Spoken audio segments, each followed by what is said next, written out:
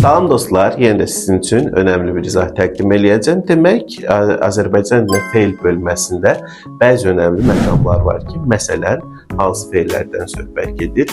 Keçirdim, eyni zamanda qaçırdı, eyni zamanda uçurdu, eyni zamanda içirdi və sair tipli fe'llərdən söhbət gedir, yoldaşlar.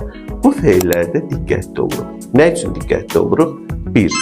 Bu fe'llərin əgər sizdən quruluşunu soruşursa, bu fe'llər həm quruluşca sadə ola bilər, həm quruluşca düzəltmə ola bilər. Belə ki, vurğu ırın üzərinə düşürsə, bu fe'llər quruluşca olur sadə, dinin üzərinə düşürsə, quruluşca olur düzəltmə.